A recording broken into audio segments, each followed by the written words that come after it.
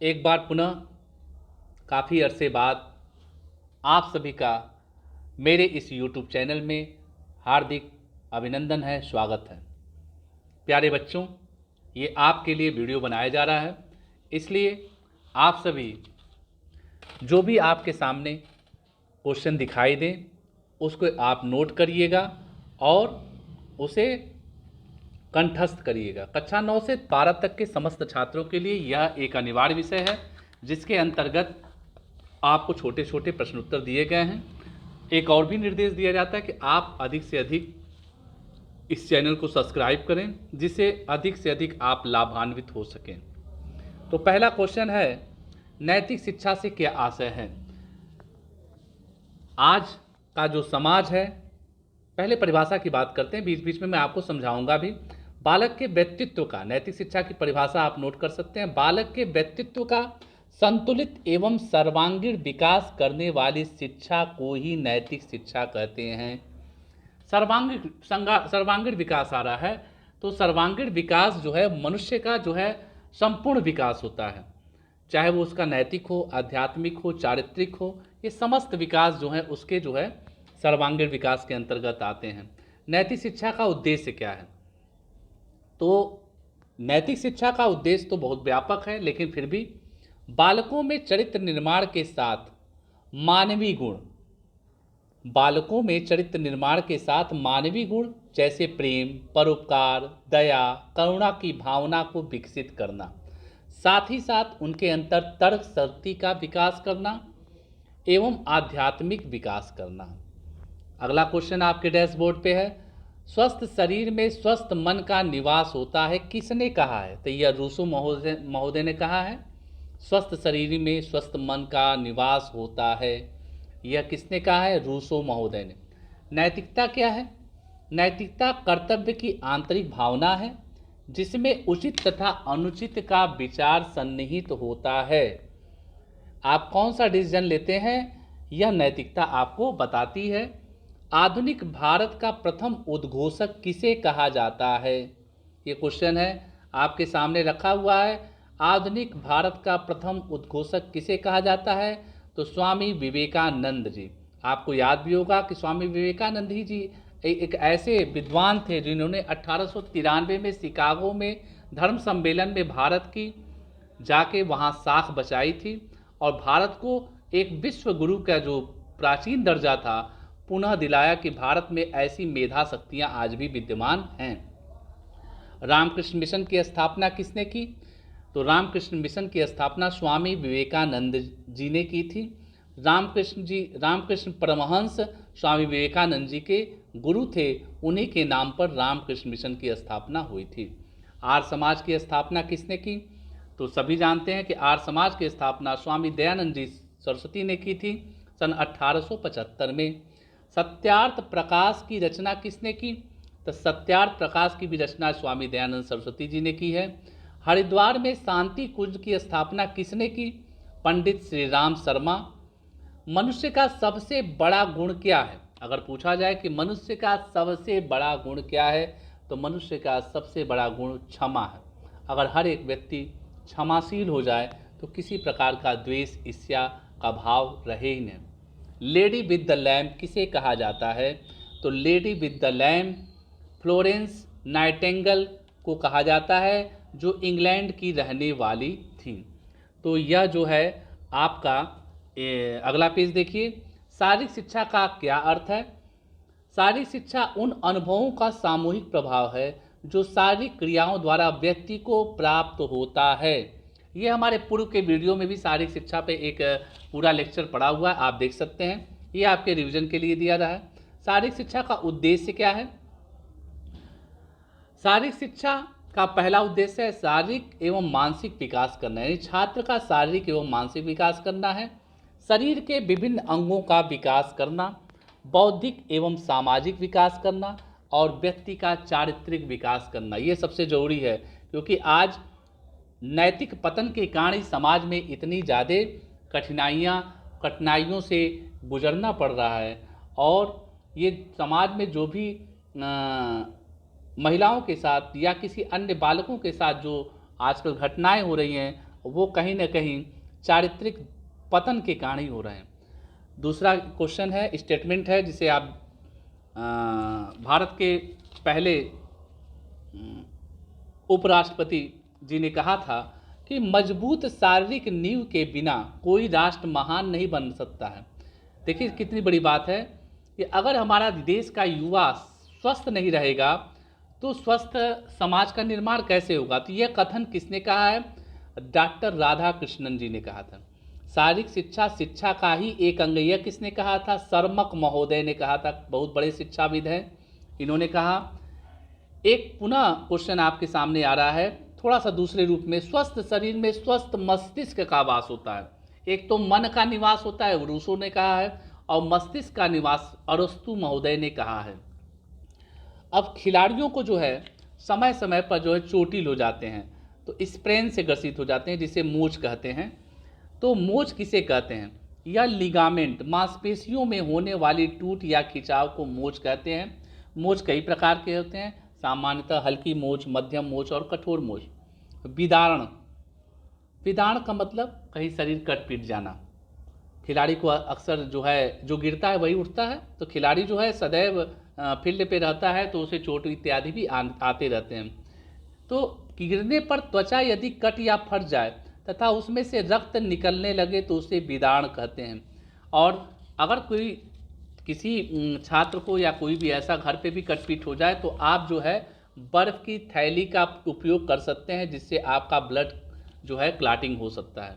तो यह जो है आप जो है इसको देख लेंगे। अगला आप देखिए क्वेश्चन, मांसपेशी। मांसपेशी के बारे में पढ़ते हैं।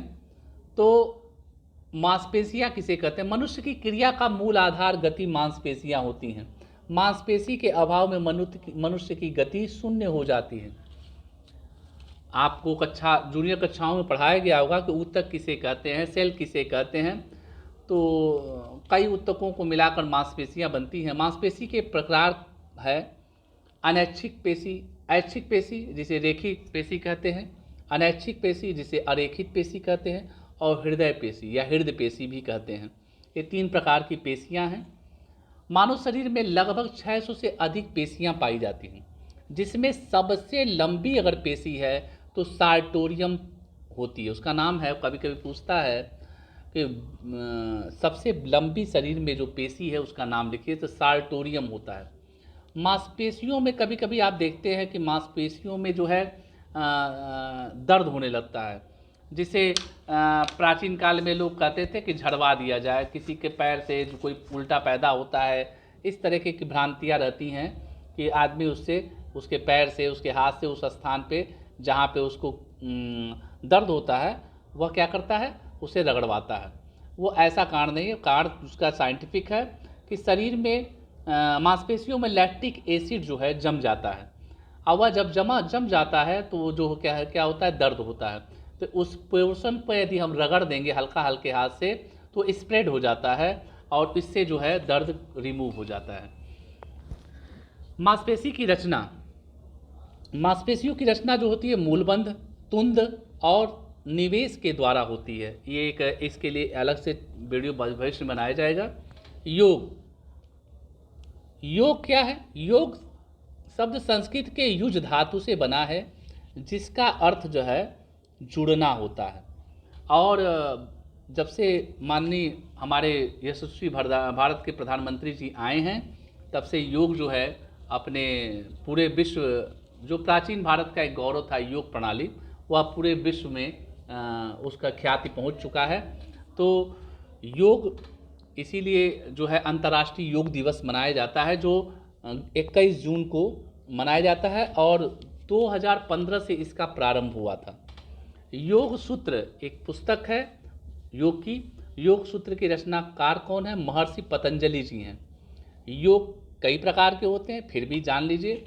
मंत्र योग, हठ योग, लय योग, राजयोग, ज्ञान योग, कर्म योग, ये पूर्व के वीडियो में इस तरह के बने हुए हैं, आप देख सकते हैं। अब जो है आगे का आप देख सकते हैं। उपांशु जप, उपांशु जप क्या होता है? कभी कभी देखते हैं कि कुछ लोग पूजा करते हैं तो अपने होठों को बुदबुदाते हैं, पूरी ध्वनि नहीं निकलती है, मुख से ही बोलते हैं। तो उपांशु जप जो है होठों को बुदबुदा कर किया जाता है। भारत में किशोरावस्था की आयु लड़कों में कब कितने वर्ष तक मानी जाती है? तो ये 11 से 19 वर्ष या 13 से 19 वर्ष भी कह सकते हैं, जबकि लड़कियों में जो है 11 से 17 वर्ष किशोरावस्था मानी जाती है। ये सबसे जो है क्रिटिकल अवस्था होती है, जहाँ पे चाहे तो कोई किसी का निर्माण हो सकता है, कोई अच्छा नागरिक बन सकता है, कोई अच्छा पुत्र बन सकता है, अच्छी बेटी बन सकती है, अगर उसके में थोड़ा सा संयमित रहने का ढंग आ जाए, अनुशासन आ जाए। कवायद या ड्रिल किसे कहते हैं? इसे मार्च भी कहते हैं। कवायद या ड्रिल शब्द आता है, खेल में जुड़ा हुआ है, खिलाड़ियों के साथ परेड में होता है। इसे मार्च भी कहा जाता है, जो समूह के द्वारा किया जाता है। इसका उद्देश्य शरीर को स्वस्थ रखना। ड्रिल कितने प्रकार के होते हैं? तो वांडर्स ड्रिल, फैंसी ड्रिल और झंडी ड्रिल। लेजिम क्या होता है? लेजिम एक प्रकार का उपकरण होता है जिसमें 15 इंच लंबी लकड़ी के सिरे लोहे की जंजीर से जुड़े होते हैं। ये पीटी करने वाले जो बच्चे हैं उस लेजिम की सहायता से कदम ताल, पीटी इत्यादि भी करते हैं। अब जो है खेल जगत से कुछ क्वेश्चन।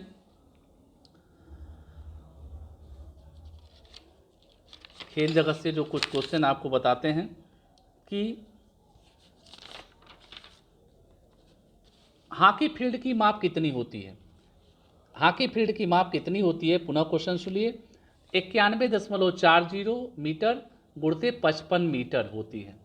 हॉकी खेल से संबंधित कुछ शब्दावलियाँ हैं जिसको कभी कभी कंपटीशन में पूछते हैं, जैसे हिटिंग है, स्टिक के द्वारा हिट किया जाता है, स्टम्पिंग किया जाता है, पुशिंग किया जाता है, स्कूपिंग किया जाता है, ड्रिबलिंग, बाल को जब ले के खिलाड़ी दौड़ता है, टैकलिंग किया जाता है, बाल को टैकल करना, पेनाल्टी, कार्नर इत्यादि। हॉकी के खेल के टूर्नामेंट, कभी कभी टूर्नामेंट भी पूछता है, तो ये भी बच्चों को जानना चाहिए। बेटन कप, नेहरू कप, रंगा स्वामी कप, आगा खां गोल्ड कप और ध्यानचंद। ध्यानचंद जो है, जो भारत के हॉकी के जादूगर कहे जाते थे, उनका नाम हर सभी लोग परिचित होते हैं, जिनके जन्म दिवस के अवसर पर खेल दिवस मनाया जाता है, जो 29 अगस्त को मनाया जाता है। तो आप सभी जो है इसको देख लीजिएगा। अब आगे क्या पुनः क्वेश्चन आंसर देखिए। वॉलीबॉल फील्ड की माप 18 गुणते 9 मीटर होती है। वॉलीबॉल खेल का प्रारंभ अमेरिका में 1895 में हुआ था और इसके जो जनक हैं W.D. मॉर्गन, नाम नोट कर लीजिए, W.D. मॉर्गन। ये सारा कुछ आपके डैशबोर्ड पे लिखा है, स्क्रीन पे दिखाई दे रहा है, आप इसे रोक रोक कर धीरे में करके स्पीड देख के इसको देख सकते हैं। वॉलीबॉल खेल में प्रत्येक टीम में 6 खिलाड़ी खेलते हैं। वैसे तो टीम 12 की जाती है, लेकिन एक समय में 6 ही खिलाड़ी खेलते हैं। वॉलीबॉल खेल की शब्दावलियाँ: ब्लॉक करना, स्मैश करना, अंडरहैंड, स्पीकर इत्यादि। ये सब जो मैं क्वेश्चन बता रहा हूँ, ये सब कंपटीशन में कभी न कभी किसी परीक्षा में पूछे जाते हैं, इसलिए आप इसको ध्यान दीजिए। बैडमिंटन, इस खेल का उद्गम स्थल भारत में ही माना जाता है। सिंगल के लिए कोर्ट की माप जो होती है 44 गुणते 17 फीट में होती है, जबकि डबल्स के लिए 44 गुणते 20 फीट में होती है। तो वहीं बास्केटबॉल कोर्ट की माप जो होती है 26 मीटर गुणते 24 मीटर। वही अमेरिका का खेल है। एक टीम में बास्केटबॉल में 5 खिलाड़ी खेलते हैं, एक साथ 5 ही खिलाड़ी खेलते हैं। क्षेपण यानी फेंक, क्षेपण के प्रकार हैं, जैसे गोला प्रक्षेपण, डिस्कस थ्रो इत्यादि। कूद के प्रकार, तो कूद खिलाड़ी जो है आप तमाम प्रतियोगिता में देखते होंगे, लंबी कूद, ऊंची कूद, त्रिकूद, बांस कूद इत्यादि।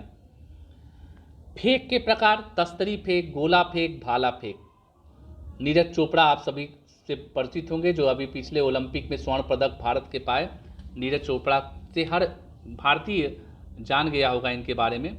तो भाला फेंक प्रतियोगिता में नीरज चोपड़ा ने पिछले ओलंपिक खेलों में भारत के लिए स्वर्ण पदक हासिल किया, जो अब एक इतिहास बन चुका है। अब आगे का पुनः देखिए। तो भारत का राष्ट्रीय चिन्ह कहाँ से लिया गया है? तो क्वेश्चन पूछता है, तो उसका उत्तर ये है, सारनाथ स्थित, वाराणसी के पास सारनाथ है, अशोक के स्तंभ से लिया गया। भारत सरकार द्वारा राष्ट्रीय चिन्ह को कब अपनाया गया? अब ये जो राष्ट्रीय चिन्ह है उसको 26 जनवरी 1950 से अपनाया गया है। राष्ट्रीय ध्वज का अनुपात कितना हो? 3:2, यानी लंबाई 3 गुनी होगी, चौड़ाई जो है उसका अनुपात 3:2 होना चाहिए। संविधान सभा द्वारा राष्ट्रीय ध्वज को कब अपनाया गया? जो राष्ट्रीय ध्वज 3:2 का बना उसे कब अपनाया गया? तो 22 जुलाई 1947 को। भारत का राष्ट्रीय पंचांग किस संवत पर आधारित है? ये भी क्वेश्चन, शक संवत। भारत रत्न सर्वप्रथम किस व्यक्ति को मिला? तो 1954 में डॉक्टर सर्वपल्ली राधाकृष्णन को सर्वप्रथम मिला। ये भारत के जो है पहले उपराष्ट्रपति भी थे। वर्ष 2019 का भारत रत्न किसे दिया गया है? तो ये 3 लोग को मिला है, जिसमें प्रणब मुखर्जी, भूपेन हजारिका और नानाजी देशमुख। जिसमें भूपेन हजारिका और नानाजी देशमुख जो है ये क्या थे? ये मरणोपरांत दिया गया। और प्रणब मुखर्जी जो है इसके पहले जो है भारत के राष्ट्रपति रह चुके हैं। कुछ हमारे जो महापुरुष हैं, नेता हैं, उनके उपनाम भी हैं। जैसे पूछता है बाल गंगाधर तिलक तो किस नाम से जाना जाता है? लोकमान्य। सुभाष चंद्र बोस जी का उपनाम क्या है? नेताजी। देशबंधु किसका नाम है? चित्तरंजन दास। लोकनायक किसका नाम है? जयप्रकाश नारायण। शेरे पंजाब किसका है? लाला लाजपत राय। भारत कोकिला किसे कहा जाता है? सरोजिनी नायडू। देश रत्न किसे कहा जाता है? राजेंद्र प्रसाद। सीमांत गांधी किसे कहा जाता है? खान अब्दुल गफ्फार। कलम का जादूगर किसे कहा जाता है? मुंशी प्रेमचंद। और भारत का नेपोलियन किसे कहा जाता है? समुद्रगुप्त। तो यह जो है ये क्वेश्चन है। इसके बाद भारत साक्षर भारत मिशन की शुरुआत कब की गई थी? तो 8 सितंबर 2009 को। यूनेस्को का पूरा नाम क्या है? पूछता है। The United Nation Educational Scientific and Cultural Organization. Sarva Shiksha Abhiyan की शुरुआत 2001 से हुई है। MDM 15 अगस्त 1995। ओलंपिक खेल की शुरुआत कहाँ से हुई थी? एथेंस से हुई थी। ओलंपिक खेल कितने वर्षों के अंतराल पर होता है? 4 वर्षों पे। ओलंपिक खेल में कांस्य पदक जीतने वाली भारतीय महिला खिलाड़ी सर्वप्रथम कौन थी? तो कर्णम मल्लेश्वरी, जो 1996 में उसने जीता था, ठीक ना, वेट लिफ्टिंग प्रतियोगिता में थी। ओलंपिक खेल में रजत पदक जीतने वाली पहली भारतीय महिला खिलाड़ी कौन थी?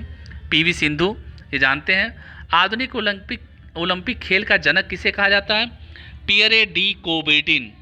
पियरे डी कोबर्टिन को कहा जाता है। ओलंपिक ध्वज में कितने छल्ले होते हैं? 5 छल्ले होते हैं, जो 5 महाद्वीपों का नेतृत्व करते हैं। ओलंपिक का आदर्श वाक्य क्या है? साइटियस, अल्टियस, फोर्टियस। लैटिन भाषा से लिया गया है, जिसका अर्थ क्या है? और तेज, और ऊंचा, और शक्ति का भरपूर प्रदर्शन। तो आज के इस वीडियो में आपको जो दिया गया है वह पहले पार्ट में दिया